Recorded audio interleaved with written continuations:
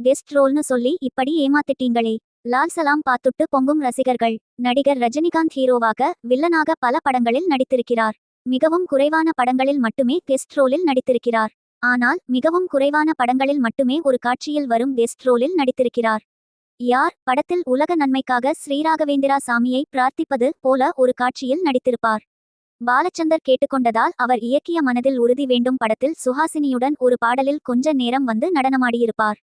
அதன்பின் அவர் கதை எழுதி தயாரித்த வள்ளி படத்தில் சில காட்சிகளில் வருவார். பி. வாசு இயக்கத்தில் உருவான குசேலன் படத்திலும் ரஜினி கெஸ்ட் ரோல் என சொல்லப்பட்டது. ஆனால் நிறைய காட்சிகளில் வருவார். ஆனால் அந்த படம் எதிர்பார்த்த வெற்றியை பெறவில்லை. இப்போது மகள் ஐஸ்வர்யாவின் இயக்கத்தில் வெளியாகியுள்ள லால் சலாம் படத்திலும் ரஜினி கெஸ்ட் ரோலில் நடித்திருப்பதாகவே சொல்லப்பட்டது. மேலும் விஷ்ணு விஷால் மற்றும் விக்ராந்த் ஆகியோர் கதாநாயகர்களாக நடித்திருக்கிறார்கள் எனவும் கூறப்பட்டது. லைகா நிறுவனம் தயாரித்துள்ள இந்த படத்திற்கு ஆர். ரஹ்மான் இசையமைத்திருக்கிறார். லால் சலாம் திரைப்படம் இன்று காலை வெளியானது. படத்தை பார்த்த பலரும் படம் நன்றாக இருப்பதாகவும் ரஜினி வரும் காட்சிகள் கூஸ்பம்ஸாக இருப்பதாகவும் கூறினார்கள்.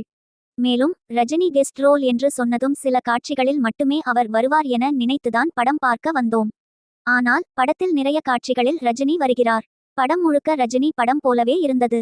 இது எங்களுக்கு சர்ப்ரைஸாக இருந்தது. இந்த படத்தில் மத ஒற்றுமையை பற்றி பேசியிருக்கிறார்கள்.